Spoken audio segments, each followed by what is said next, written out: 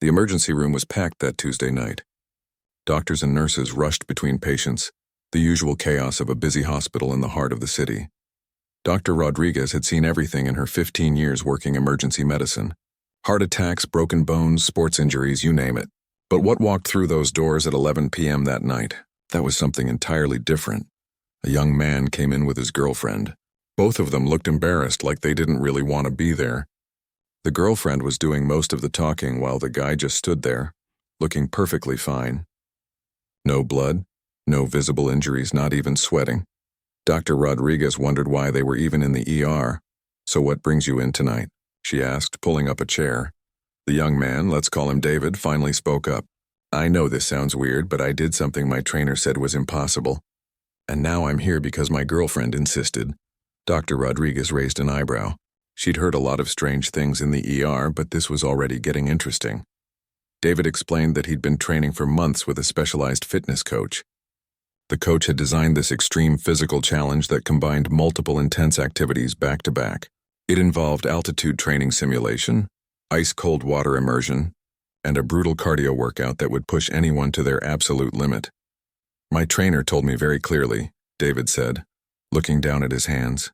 "She said nobody should attempt this more than once in a day. Actually, she said the human body needs at least 2 full days to recover before trying again." "Okay." Dr. Rodriguez nodded, making notes. "So you did it once and pushed too hard?" David's girlfriend jumped in. "That's the thing, doctor. He didn't do it once. He did it 3 times. 3 complete rounds all in one night." Dr. Rodriguez stopped writing. She looked up at David, then at his girlfriend, then back at David. "You're telling me you completed this extreme physical challenge 3 times in a row?" "I had short breaks between each one," David said quickly, like that made it better. "About 45 minutes each time." The doctor sat back in her chair. This didn't make sense. She'd worked with athletes, military personnel, and some of the fittest people you could imagine. The human body has limits. When you push those limits, there are consequences. Muscle damage, elevated stress hormones, complete exhaustion. Yet this guy was sitting in front of her looking like he'd just taken a casual walk in the park. "How do you feel right now?" she asked. "Honestly, I feel fine." "Great, actually. But my girlfriend freaked out when I told her, and my trainer lost her mind when she found out what I did." Dr. Rodriguez started her examination. She checked his heart rate, normal. Blood pressure, normal. Temperature, normal. She ordered blood work to check for muscle damage markers, cortisol levels, everything that should be elevated after such extreme physical stress. While they waited for the results, David's trainer arrived. Her name was Lisa, and she looked absolutely furious and concerned at the same time. She marched up to David with a mix of anger and disbelief on her face. "Are you out of your mind?" Lisa didn't even wait for introductions. "I specifically told you very clearly that this protocol is designed to be done once per session. Once. Do you understand how dangerous what you did was?" Dr. Rodriguez interrupted. "Can you explain exactly what this challenge involves?" Lisa took a deep breath, trying to calm down. "It's a research-backed training protocol I developed for elite athletes. First, they train in a simulated high-altitude environment for 30 minutes. This stresses the cardiovascular system in a specific way. Then immediately after, they do cold water immersion for 10 minutes. This triggers a massive physiological response. Finally, they complete a high-intensity cardio circuit that would normally take 40 minutes, but has to be done in under 25. And why can't it be repeated?" Dr. Rodriguez asked. "Because the body needs time to recover. The stress hormones, the inflammation response, the cardiovascular strain, it all adds up. Attempting this twice in one day could lead to serious health issues." 3 times? Lisa shook her head. "I've never even heard of anyone trying that. It shouldn't be possible." But here was David sitting on the examination table looking absolutely fine. The blood work came back. Dr. Rodriguez stared at the results, then checked them again. No elevated cortisol. No markers of muscle damage. His lactate levels were normal. His electrolytes were balanced. Everything looked like he'd been resting all day instead of pushing his body to what should have been impossible limits. "This doesn't make sense," Dr. Rodriguez muttered. Showing the results to Lisa, Lisa looked just as confused. "How is this possible? The human body doesn't work this way." Dr. Rodriguez made a decision right there. This wasn't just an ER case anymore. This was something that needed proper investigation. She pulled out her phone and called a colleague at the university hospital, a specialist in sports physiology who studied human performance. "I need you to see something," she told him. "I have a patient here who just defied everything we know about physical limitations, and I need to understand how." David's girlfriend looked worried. "Is he okay? Is something wrong?" "That's just it," Dr. Rodriguez said, sitting down across from them. "Medically speaking, he's perfectly fine. But that's what's so strange. He shouldn't be fine. He should be exhausted, in pain, showing signs of extreme stress. But he's not." David finally spoke up, his voice quiet. "I've been training for a long time. Not just the physical stuff, but breathing techniques, mental conditioning, recovery methods. I've studied everything from free diving to ultramarathon running to military training programs. I kind of developed my own system." "Your own system," Lisa repeated, crossing her arms. "And you didn't think to mention this before?" "I didn't think it was relevant. I just trained the way that felt right for my body." Dr. Rodriguez leaned forward. "Tell me about your background. How did you get into all this?" David's expression changed, becoming more serious. 4 years ago, I was a competitive swimmer. Pretty good too, had scholarships, the whole thing. Then I had an accident, torn rotator cuff, damaged ligaments, the works. Doctors told me I'd never swim competitively again. Said my shoulder would never be the same. "So you pushed yourself to prove them wrong?" Dr. Rodriguez guessed. "Not exactly. During recovery, I had a lot of time to think and research. I started learning about how the body heals, how athletes train, how special forces soldiers push through extreme conditions. I realized that a lot of what we accept as human limits are actually just assumptions, not scientific facts, just things people believe because that's what we've always been told." The doctor found herself fascinated. "So you started experimenting on yourself?" "Carefully," David emphasized. "Very carefully. I started with breathing exercises. Then I added cold exposure training. Then altitude simulation. I spent 3 years building up to this, learning how my body responds, understanding the signals, knowing when to push and when to rest." Lisa sat down, her anger fading into curiosity. "Why didn't you tell me any of this? I would have designed your program differently. Because I wanted to see if your program would work with my conditioning. I wanted to test whether what I'd learned actually made a difference." Dr. Rodriguez looked at the blood work again, then at David. This young man had somehow trained his body to respond differently to extreme stress. He'd essentially rewritten his own physiological responses through years of careful, methodical practice. But the question remained, was this safe? Was it repeatable? And what did it mean for our understanding of human potential? The next morning, David found himself back at the hospital, but this time in a research lab instead of the emergency room. Dr. Rodriguez had convinced him to participate in a proper study, and she'd brought in Dr. Chen, a leading expert in sports physiology from the university. Dr. Chen was skeptical from the start. "I've worked with Olympic athletes, military special operations personnel, and world-class endurance competitors," he said, setting up monitoring equipment. "I've seen people push themselves to extraordinary limits. But what you're describing, it goes against basic physiology." "I'm not saying it's magic," David replied, already wearing the monitoring sensors they'd attached to his chest. "I'm just saying I trained my body differently than most people." They were in a state-of-the-art sports performance lab, surrounded by equipment that could measure everything from oxygen consumption to brain activity. The plan was simple: recreate the challenge David had completed 3 times, but do it once under controlled conditions with every possible measurement being recorded. Lisa was there too, having agreed to supervise the protocol. Despite her initial anger, she was now intensely curious. "If this is real," she said to Dr. Rodriguez, "it could change everything we know about training and recovery." The test began. David stepped into the altitude simulation chamber, and the team adjusted the oxygen levels to mimic being at 14,000 feet elevation. For the next 30 minutes, David performed a series of exercises while his body struggled with the reduced oxygen. Dr. Chen watched the monitors closely. "Heart rate is elevated, but not as much as I'd expect. He's maintaining good form even as the oxygen decreases." After 30 minutes, David stepped out and immediately moved to the cold immersion tank. The water was maintained at 40 degrees Fahrenheit, cold enough to trigger a shock response in most people. David stepped in without hesitation, and the team watched as he controlled his breathing, using a specific pattern that seemed to keep him calm despite the extreme cold. "Look at his stress hormone levels." Dr. Rodriguez pointed at the screen. "They're rising, but not spiking. It's like his body knows this is coming and has prepared for it. 10 minutes in ice-cold water would break most people. It's not just uncomfortable. It's genuinely dangerous if not done correctly. The body's natural response is panic, rapid breathing, increased heart rate. But David's readings showed something different. Yes, his body was responding to the cold, but in a controlled, measured way. When he stepped out of the tank, most people would need significant time to recover. David took about 5 minutes, did some breathing exercises, and announced he was ready for the final phase. The cardio circuit was brutal. Sprints, burpees, rowing machine, jump rope, all at maximum intensity. The kind of workout that would destroy someone who was fresh, let alone someone who'd just completed altitude training and cold immersion. But David moved through it like a machine. His form stayed consistent. His breathing remained controlled. And while the monitors showed he was working hard, there was no sign of the complete breakdown that should have occurred. 43 minutes after starting, David completed the protocol. He was sweating, breathing hard, but he wasn't collapsed on the floor. He wasn't shaking or nauseous. He sat down, grabbed some water, and within 15 minutes his vital signs were returning to normal.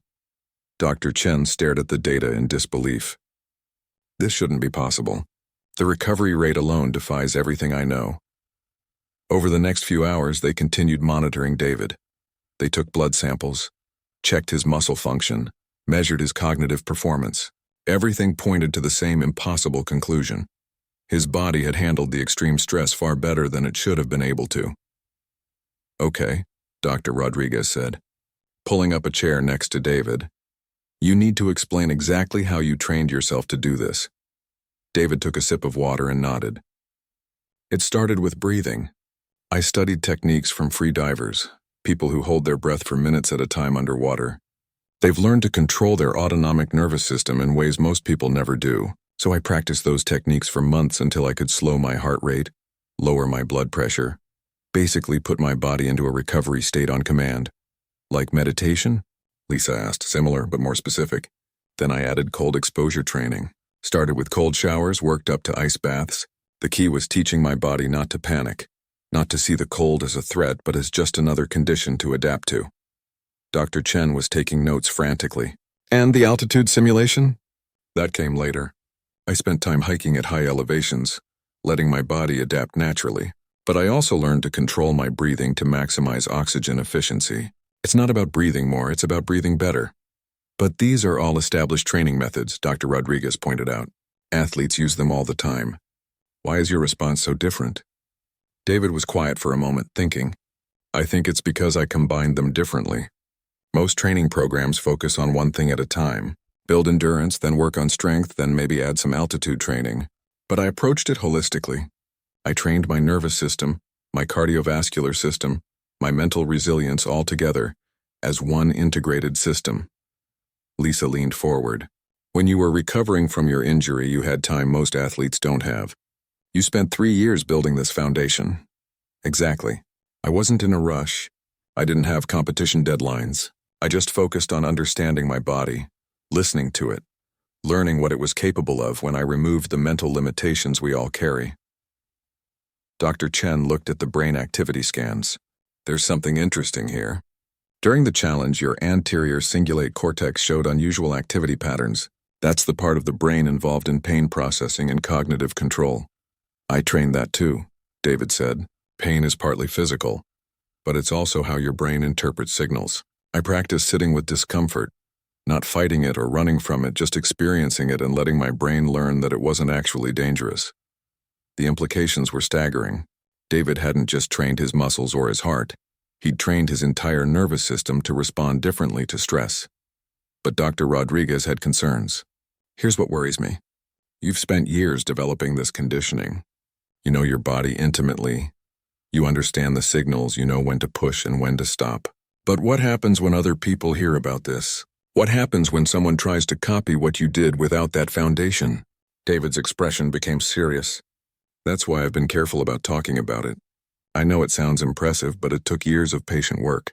There were times I pushed too hard and had to back off. Times I got injured and had to rest. This wasn't about being tough or ignoring my body. It was about learning to work with my body at a level most people never explore. Lisa nodded. That's what scares me as a trainer. People will hear he did it 3 times in one night and think they can do it too. They'll skip the preparation, ignore the warning signs, and hurt themselves. So what do we do? Dr. Rodriguez asked. This is valuable information. David's proven that human performance can exceed what we thought were hard limits. But how do we share that knowledge responsibly? Word spread fast. Within a week, David's case had reached medical journals, sports science communities, and social media. The university hospital released a carefully worded statement about a study on exceptional human performance. But people filled in the gaps with speculation and exaggeration. Dr. Rodriguez found herself fielding calls from news outlets, other researchers, and even military organizations interested in David's training methods. Everyone wanted to know the secret, the shortcut, the trick that would let them achieve similar results. But there was no shortcut. David agreed to do more testing with Dr. Chen's team, partly out of curiosity and partly because he hoped the research might help people. They brought in Dr. Williams, a neuroscientist who specialized in mind-body connection, to study how David's brain had adapted to his training. What we're seeing is remarkable, Dr. Williams explained during one of the sessions. Most people's brains have very predictable responses to physical stress. Pain signals trigger alarm responses. Stress hormones flood the system and cognitive function decreases. But your brain has developed different pathways. They showed David the brain scans, pointing out areas that lit up differently than in control subjects. His brain wasn't ignoring pain or stress. It was processing those signals through different neural networks that had been strengthened through years of practice. It's like you've built new roads in your brain, Dr. Williams said. Most people have one highway for dealing with physical stress. You've constructed multiple alternate routes that allow for more efficient processing. But the testing also revealed something concerning. While David showed no immediate negative effects from his extreme training, some of the long-term markers were uncertain. His telomeres, the protective caps on chromosomes that indicate cellular aging, showed unusual patterns. Some markers suggested accelerated aging, while others suggested the opposite. We don't know what this means, Dr. Rodriguez admitted. You might be extending your body's capacity, or you might be borrowing from your future health. We simply don't have enough data on someone who trains this way. David took the news seriously. So I might be damaging myself long-term without knowing it? It's possible, Dr. Chen said. Or you might be fine. Or you might actually be improving your longevity through the stress adaptation. We honestly don't know. That's why this research is so important. Meanwhile, the outside world was getting more interested. A young athlete from California tried to replicate David's feat after watching videos about the story online. She didn't have David's years of preparation, didn't understand the breathing techniques or mental conditioning. She ended up in the hospital with severe muscle damage and had to spend weeks recovering. When David heard about it, he felt terrible. This is exactly what I was afraid of, he told Dr. Rodriguez. People think they can just do what I did without understanding the foundation. Lisa was dealing with her own problems. Other trainers were criticizing her for creating such a dangerous protocol, even though David had pushed far beyond what she'd designed. Some of her clients were asking to try the extreme challenge, not understanding that it wasn't meant to be attempted the way David had done it. I'm thinking about pulling the protocol entirely, Lisa confessed to David during one of his visits to the lab. If people are going to hurt themselves trying to copy you, maybe it's better that this training method doesn't exist. David shook his head. That's not the answer either. The protocol itself isn't dangerous when done correctly. The problem is people want results without doing the work. Dr. Williams organized a meeting with all the researchers, David and Lisa, to discuss how to move forward. They gathered in a conference room, surrounded by data and research papers about David's case. Let's talk about what we know for certain, Dr. Williams began. David has demonstrated that with proper preparation, the human body can adapt to stress in ways we didn't think were possible. He's also shown us that mental conditioning is just as important as physical conditioning. These are valuable insights. But we also know, Dr. Rodriguez added, that his approach took years of careful incremental progress. He monitored his body constantly, adjusted when needed, and built his capacity gradually. That's not exciting or flashy, but it's the truth. Dr. Chen had been quiet, reviewing data on his laptop. I've been looking at the comparison between David and elite athletes. Olympic-level competitors, Navy SEALs, ultra-marathon runners, they all have exceptional physical capabilities. But David's advantage isn't physical, it's neurological. His brain has learned to manage physical stress more efficiently than theirs. So it's all mental? Lisa asked. Not exactly. The physical training matters. But David's mental conditioning is what allows him to push physical boundaries that would stop other fit people. His brain doesn't interpret fatigue and pain the same way. David spoke up. I think people misunderstand what happened. It's not that I'm superhuman or that I found some magic method. I just spent years learning to work with my body instead of against it. Most people push through pain, ignore their body's signals, and force themselves forward. I learned to listen to those signals, understand them, and work with them.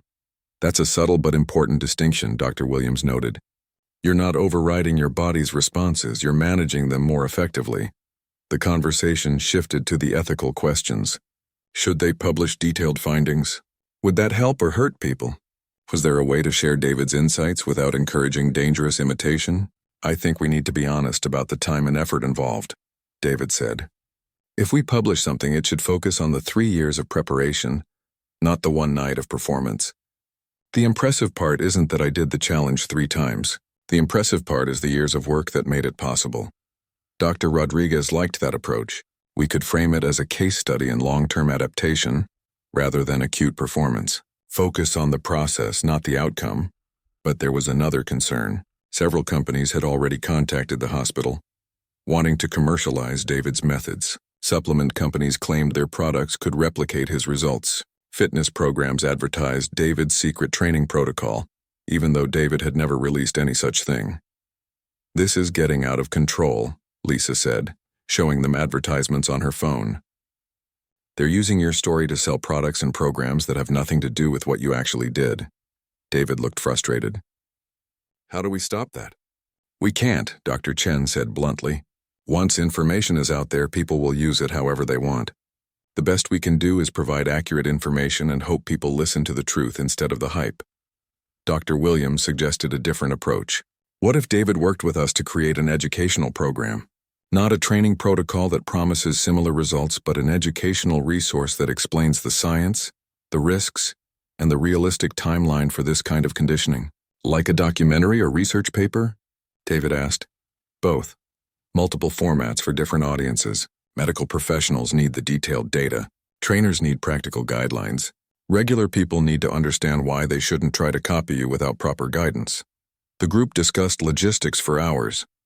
They talked about liability, about how to present complex information in accessible ways, about the responsibility they had to prevent harm while advancing knowledge. Finally, David made a decision. I'll participate in whatever research you need. I'll help create educational materials. But I want to be very clear about something. I'm not special. I'm not gifted. I just took the time to learn what my body could do. If we share this information, that has to be the message. Time, patience, and gradual progress. That's the real secret. 3 months after that initial emergency room visit, David's life had changed completely. He'd become known in medical and athletic circles as the guy who'd done the impossible, though he insisted he'd just done the improbable through preparation. The research team had published their initial findings in a respected sports medicine journal. The paper was careful and measured, focusing on the neurological adaptations rather than the performance itself. But media outlets picked it up anyway, simplifying it into headlines like "Man defies human limits" and "New training method breaks records." David started receiving offers. An Olympic training center wanted to study his methods for their athletes. A military research division offered him a consulting position. Several supplement companies offered him sponsorship deals worth more money than he'd ever seen. It's tempting, he admitted to Dr. Rodriguez during one of his follow-up appointments. Some of these offers could set me up financially for years, but I'm worried about what they'd do with the information. What do you mean? She asked, checking his latest blood work results. The military group, for example. They want to use my techniques to push soldiers harder, longer. That's not what I learned this for. I wasn't trying to create better weapons or more efficient fighters. I was just trying to understand my own potential. Dr. Rodriguez nodded. That's always the challenge with research. You can't control how people use the information once it's out there. The blood work showed something interesting. Despite continuing his intensive training, David's stress markers remained surprisingly low, but there were small changes from the baseline tests they'd done months ago. Nothing dangerous yet, but Dr. Chen wanted to keep monitoring. Meanwhile, the story of the injured athlete who'd tried to copy David's feat had made its own rounds on social media. Her name was Rachel, and she'd spent 6 weeks recovering from the muscle damage. She'd been angry at first, blaming David and the media coverage for making it seem possible. But then Rachel reached out to David directly. She wanted to understand what she'd done wrong, not to try again, but to learn from her mistake. They met at a coffee shop near the hospital. Rachel was still walking with a slight limp, though her doctor said she'd make a full recovery eventually. "I thought I was prepared," she told David. "I'm a college track athlete. I'm in good shape. I train hard. I figured if you could do it 3 times, I could at least do it once." David listened without interrupting. But about 15 minutes into the altitude simulation, I realized I was in trouble. My heart was racing way too fast. I felt dizzy. But I pushed through because I thought that's what you did. Then the cold water was awful, worse than I expected. By the time I got to the cardio portion, my muscles were screaming, but I kept going. I collapsed halfway through and woke up in an ambulance. "I'm sorry that happened to you," David said quietly. Rachel shook her head. "It's not your fault. I made assumptions. I saw the end result and thought I could skip the preparation. But can I ask you something? When you trained, did you ever push too hard? Did you ever hurt yourself?" "Many times," David admitted. "In the first year, I strained my shoulder twice because I wasn't listening to the warning signs. I got mild hypothermia once from staying in cold water too long. I've had countless days where I had to stop and rest because my body was telling me it needed recovery. The difference is I learned from those experiences. I adjusted, I got smarter about it, and I spent years building the foundation." "Years," Rachel repeated. "The articles made it sound like you just had some special ability." That's the problem with how stories spread. People want simple answers, quick solutions. Nobody wants to hear that something took 3 years of patient daily practice. That's boring. So they focus on the dramatic part, the one night where I pushed the limits and ignore all the work that made it possible. They talked for over an hour. David explained his progression, how he'd started with just 15 minutes of breathing exercises daily, then gradually added cold exposure, then altitude training.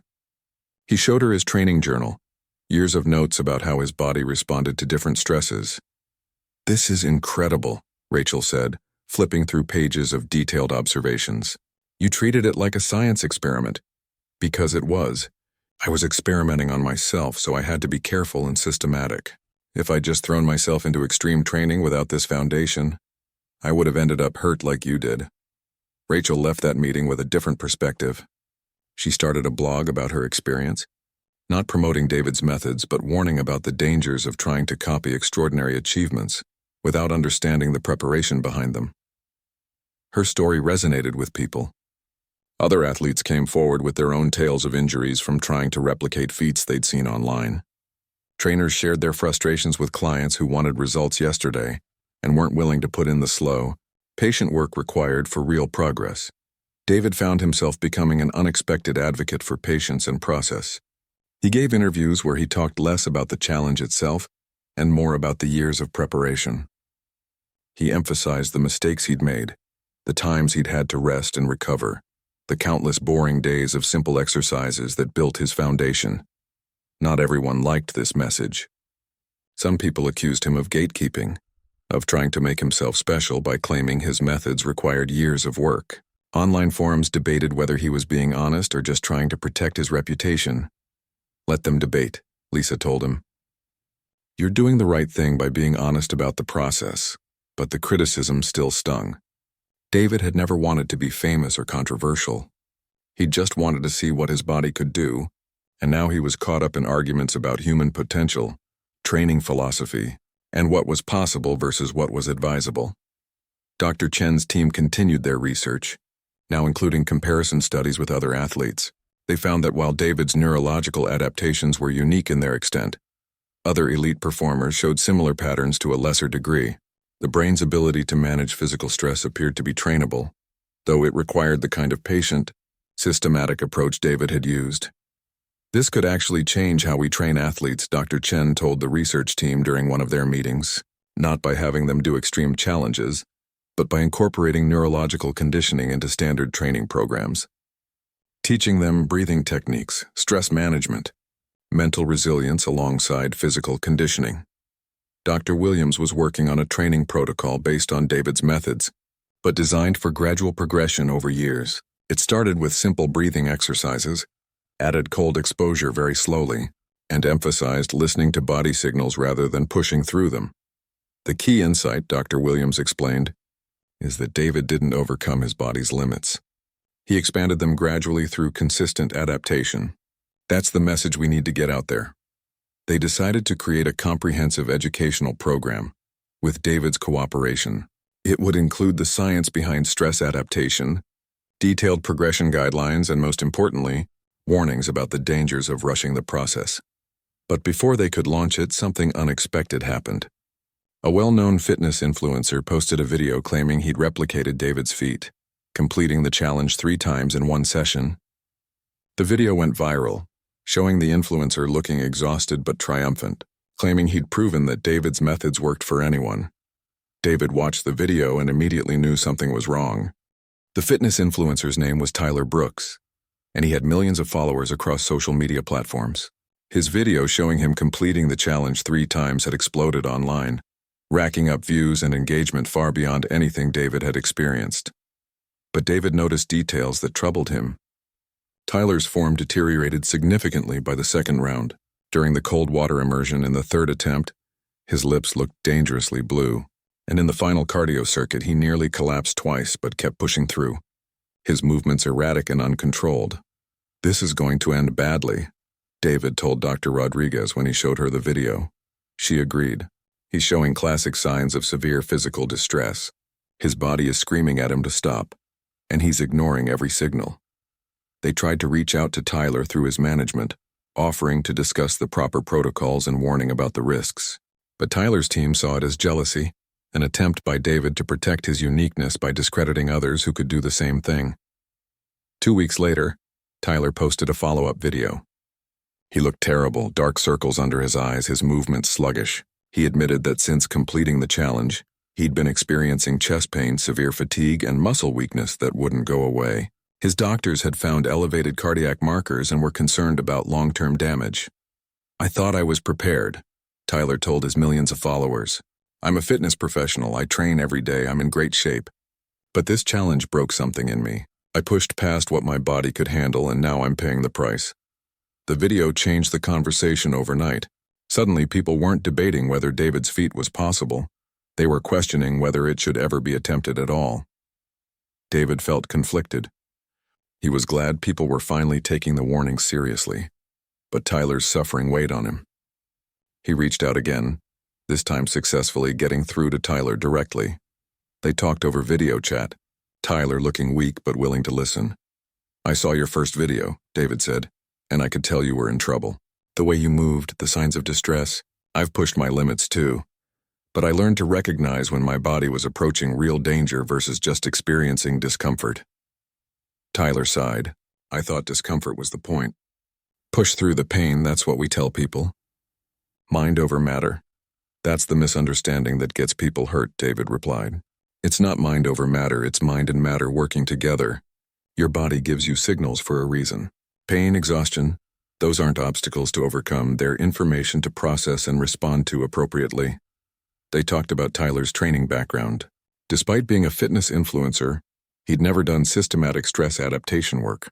He'd built muscle and cardiovascular fitness, but hadn't trained his nervous system to manage extreme stress efficiently. "You tried to run a marathon without training for a marathon," David explained. "Sure, you were physically fit, but that's not the same as being prepared for that specific challenge." Tyler shared that his doctors were hopeful he'd recover fully, but it would take months of rest and careful rehabilitation. He'd already decided to create content about his mistake, using his platform to warn others about the dangers of trying to replicate extreme feats without proper preparation. "I have millions of people who trust my advice," Tyler said. "I need to use that responsibility better. I need to be honest about what happened and why it went wrong." Over the following months, both Tyler and David became voices for a different approach to fitness and human performance, not the flashy viral video approach that promised quick results, but the patient-systematic approach that actually worked. Dr. Chen's research team published their final comprehensive study. It included David's data, comparison studies with elite athletes, and case studies of people like Tyler and Rachel who'd attempted the challenge without proper preparation. The paper's conclusion was clear. Human performance could be enhanced beyond commonly accepted limits, but only through years of careful, progressive conditioning that included both physical and neurological training. Lisa developed a new training program based on these findings. It wasn't sexy or dramatic. It started with simple breathing exercises and progressed over years, not weeks. Most people wouldn't see dramatic results for months. But for those willing to do the patient work, it offered real, sustainable improvements in stress management and physical performance. David worked with Dr. Williams to create an educational course for trainers and coaches. They emphasized the importance of individual variation, teaching people to listen to their own bodies rather than following a one-size-fits-all protocol. Every body is different, David explained in one of the training videos. What worked for me might not work exactly the same way for you. The principles are universal: patience, progression, attention to signals, but the specific implementation needs to be personalized. The course included warning signs to watch for, guidelines for when to push and when to rest, and most importantly, realistic timelines. They showed David's training journal, highlighting the years of work behind the one dramatic night. Rachel recovered from her injury and became an advocate for smart training. She worked with sports medicine programs at universities, helping develop educational materials about the dangers of social media-inspired athletic challenges. Tyler's recovery took longer than expected. He dealt with lingering fatigue and had to completely rebuild his training approach from the ground up. But he documented his journey, showing his followers the real consequences of pushing too hard and the slow process of proper conditioning. 1 year after that initial emergency room visit, David returned to the hospital for a follow-up assessment. Dr. Rodriguez and Dr. Chen conducted comprehensive testing to see how his body had held up. The results were encouraging. No signs of long-term damage, no concerning markers in his blood work. His cardiovascular function remained excellent and his neurological adaptations appeared stable. "You seem to have found a sustainable approach," Dr. Rodriguez told him, "but we'll keep monitoring.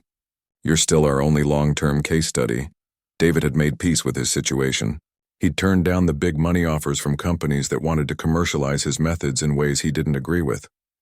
Instead, he worked part-time with Lisa's training program and part-time with the university research team, helping to advance understanding of human performance in ethical ways. He still trained intensely, but he'd learned to balance intensity with recovery. He no longer felt the need to prove anything by pushing extreme limits. The real achievement, he'd come to understand, wasn't doing the impossible once, it was sustainably expanding what was possible through patient, intelligent work. "What I learned," David reflected during an interview for a medical podcast, "is that human potential is far greater than we typically believe. But accessing that potential requires respecting your body, understanding its signals, and being willing to invest years of patient work. There are no shortcuts, no magic methods, no overnight transformations, just consistent, intelligent effort over time." The interviewer asked if he regretted that night when he'd done the challenge 3 times, the event that had started everything. David thought for a moment. "I don't regret it, but I wouldn't recommend it. It wasn't the smartest decision I ever made. I got lucky that I'd built enough foundation to handle it. But the years of preparation before that night, those I don't regret at all. That's where the real achievement was. In the daily practice that nobody saw. The boring work that built the capacity for that one dramatic moment. In the end, that became the message that resonated most. Not the impossible feat, but the possible journey. Not the viral moment, but the years of patient work. The human body could do remarkable things, but only when treated with respect, intelligence, and patience. David's story didn't end with that one night. It continued in training rooms where people learned to breathe better, in research labs where scientists studied stress adaptation, in recovery centers where injured athletes learned to rebuild properly. The impact wasn't in proving something could be done 3 times in one night. It was in teaching people that real improvement comes from consistent effort over time. And perhaps that was the most important lesson of all. Human potential isn't about dramatic moments of extreme performance. It's about the daily decision to learn, adapt, and grow a little bit more. The impossible becomes possible not through one heroic effort, but through years of small steps in the right direction.